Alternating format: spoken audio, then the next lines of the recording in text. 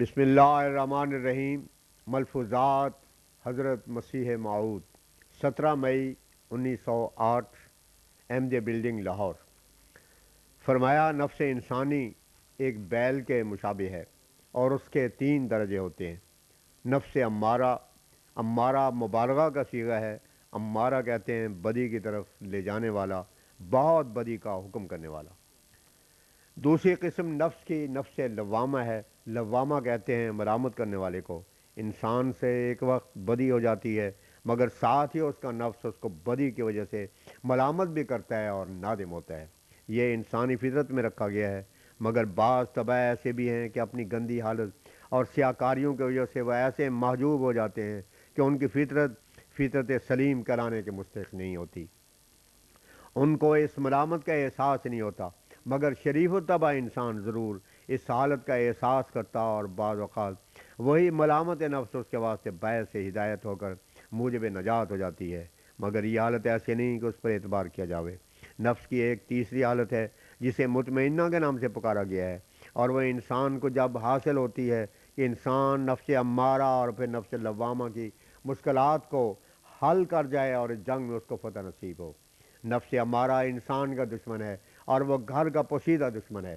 لوامہ بھی کبھی کبھی دشمنی کا ارادہ کرتا ہے، مگر باز آ جاتا ہے۔ مگر برخلاف ان دونوں حالتوں کے جب انسان ترقی کر کے نفس مطمئنہ کے درجے تک ترقی کر جاتا ہے تو اس کی ایسی حالت ہو جاتی ہے کہ گویا اس کا دشمن اس کے زیر ہو گیا اور اس نے دشمن نمایاں فتح حاصل کر لی اور صلح ہو گئی۔ انسانی ترقیات کی آخری حد اور اس کی زندگی کا آخری انتہائی نقطہ اسی بات پر ختم ہوتا ہے، انسان حالت مطمئنہ حاصل کر لے، اور وہ ایسی حالت ہوتی ہے کہ اس کی رضا خدا کی رضا اور اس کی ناراضگی خدا تعالیٰ کی ناراضگی ہو جاتی ہے۔ اس کا ارادہ خدا تعالیٰ کا ارادہ ہوتا ہے، اور وہ خدا کے بلائے بولتا اور خدا کے چلائے چلتا ہے۔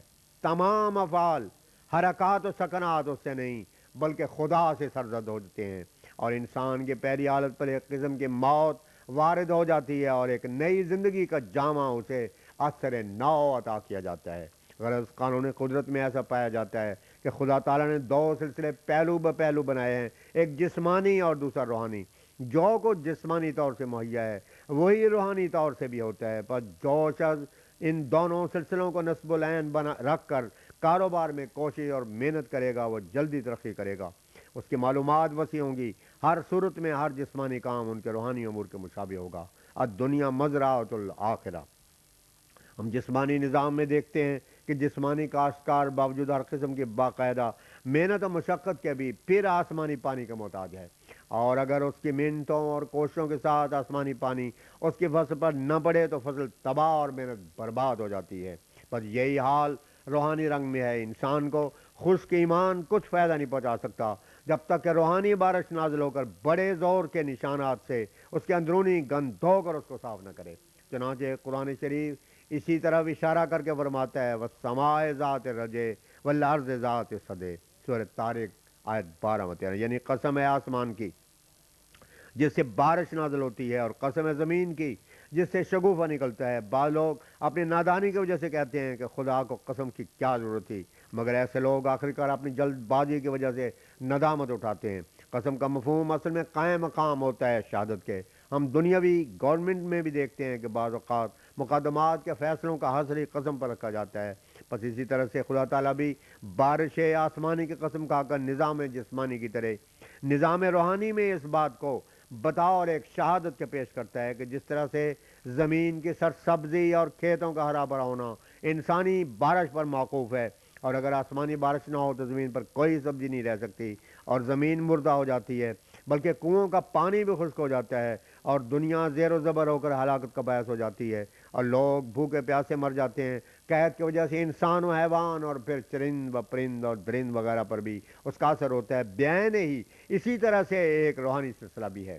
یاد رکھو کہ خشک ایمان بجوز آسمانی بارش کے جو مکالمہ مخاطبہ کے رنگ میں نازل ہوتی ہے ہرگز باعث نجات یا حقیقی راحت کا نہیں ہو سکتا۔ جو لوگ روحانی بارش کے بغیر اور کسی معمور من اللہ کے بغیر نجات پا سکتے ہیں، اور ان کو کسی مزکی اور معمور من اللہ کی ضرورت نہیں، سب کچھ ان کے پاس موجود ہے، ان کو چاہیے کہ پانی بھی اپنے گھروں میں ہی پیدا کر لیا کریں۔ ان کو آسمانی بارش کی کیا احتیاج، آنکھوں کے سامنے موجود ہے کہ جسمانی چیزوں کا مدار کن چیزوں پر ہے، پس ان سب سے سمجھو کہ بیان اسی کے مطابق روحانی زندگی کے واسطے بھی لازمی اور لابد اور ضروری ہے۔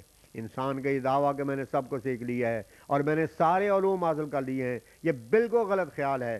انسان کا علم کیا ہے؟ جس سے سمندر میں ایک سوئی ڈبو کر نکال لی جاوے، یہی حال انسان کے علم کا ہے کہ اس کو معرف اور حقائق میں سے دیا گیا ہے۔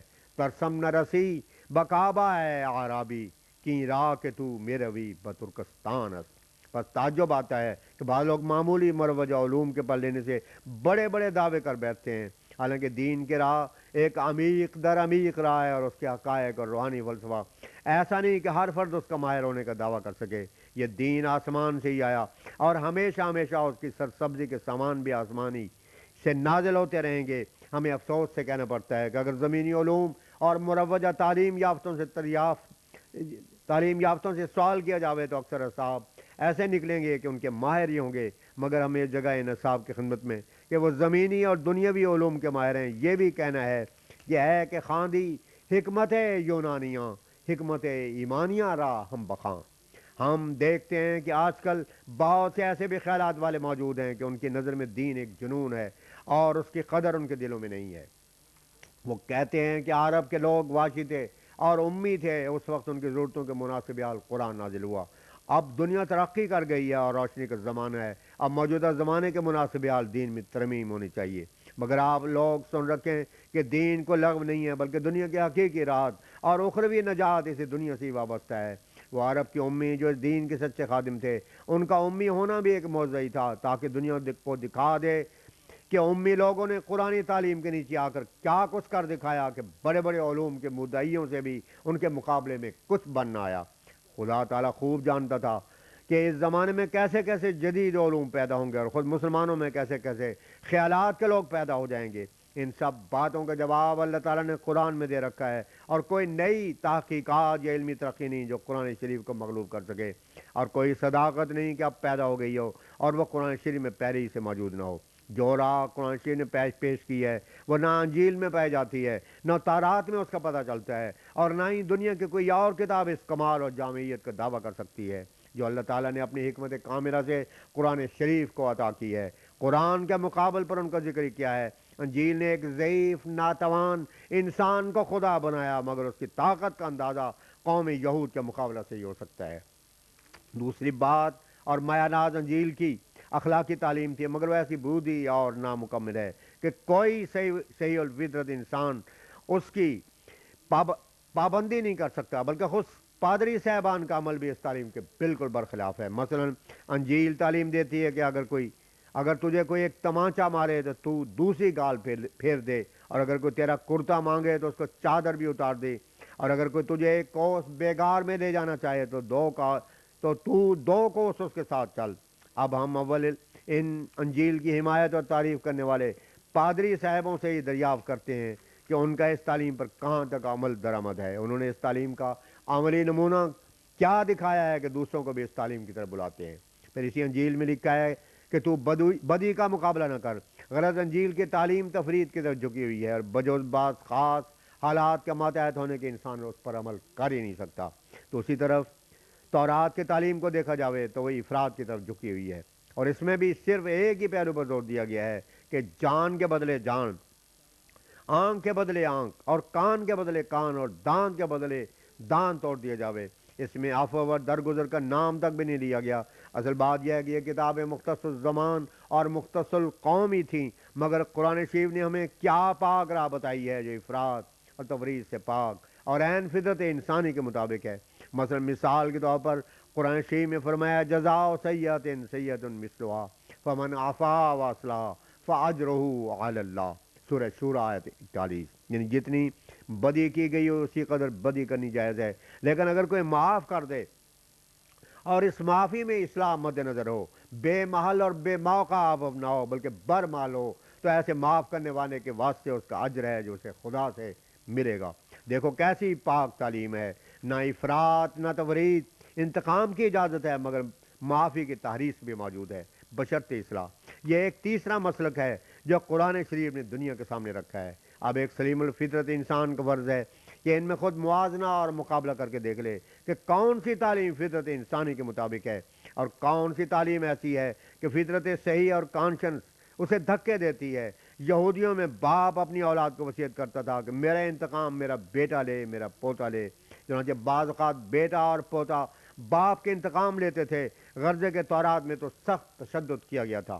باقی انجیل سو اس کی اخلاقی تعلیم پر ناز کرنے والے نہیں سمجھتے کہ اول تو وہ تعلیم ہی ایسی ناقص ہے کہ بوجہ مختص الزمان اور مختص القوم ہونے کی آج اس کی ضرورت ہی نہیں، اور نہ وہ اس پر اخلاقی تعلیم کرانے کے مستحق ہے۔ اور اگر مان بھی لیا جائے تو کوئی شخص بھی نہیں کہ اس تعلیم کا عامل نظر آتا ہو، خود اس کے شیفتہ لوگ ہی اس کا عملی نمونہ پیش کریں۔ اصل میں یہ ہاتھی کے دانت ہیں، کھانے کے اور دکھانے کے اور، تاہم فلسفہ حقہ اس کے بالکل برخلاف ہے۔ انسان ایک شاخدار درخت ہے اور انجیلی تعلیم اس کی صرف ایک شاخ، کیا باقی قوائے انسانی بیکار ہیں؟